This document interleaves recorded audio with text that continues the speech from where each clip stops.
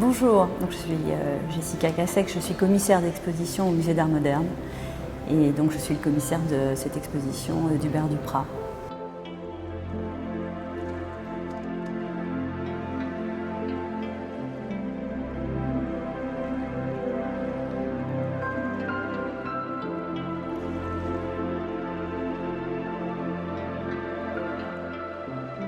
C'est une œuvre assez inclassable en vérité, qu'il est difficile de classer dans un style par exemple où on va voir dans l'exposition des œuvres qui ont des échelles différentes.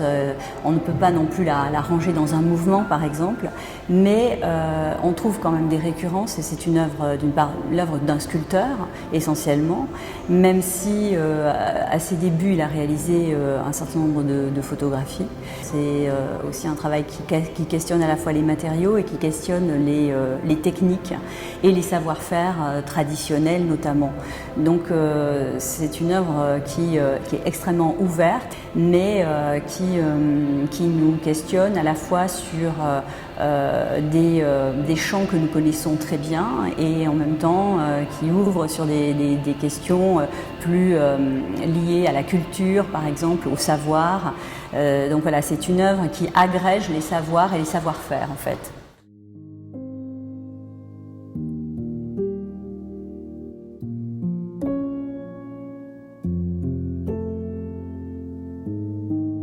S'intéresse autant aux matériaux naturels et organiques qu'à des matériaux industriels par exemple et en fait son travail, son processus créatif va consister à les agréger, à les mettre ensemble, à les lier et notamment lorsqu'ils proviennent de domaines très différents et ainsi vont produire des langages beaucoup plus poétiques.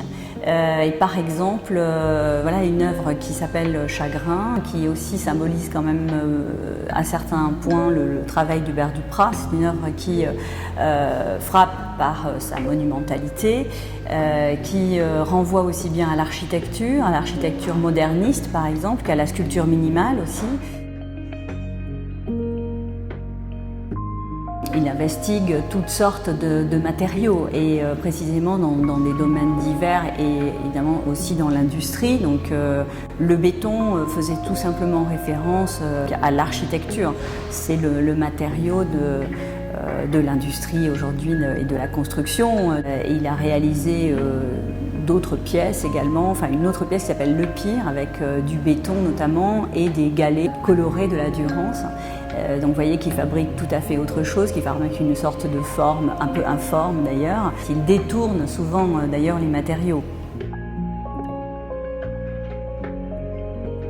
Il y avait un certain nombre d'œuvres qui ont été produites pour l'exposition et qui ont été réalisées dans le musée pendant plus de 4-5 semaines.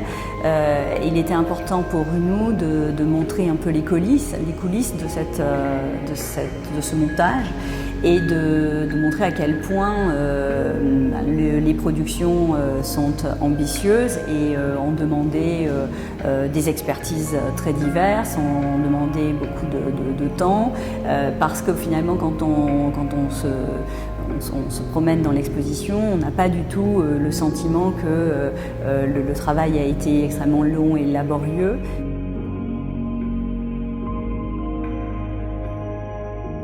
Dans la réalisation et dans la perception qu'on a des œuvres, il y a aussi une métamorphose et une transformation parce que tout semble très facilement réalisé alors qu'en réalité il y a eu un chemin assez long voilà, pour l'accomplir.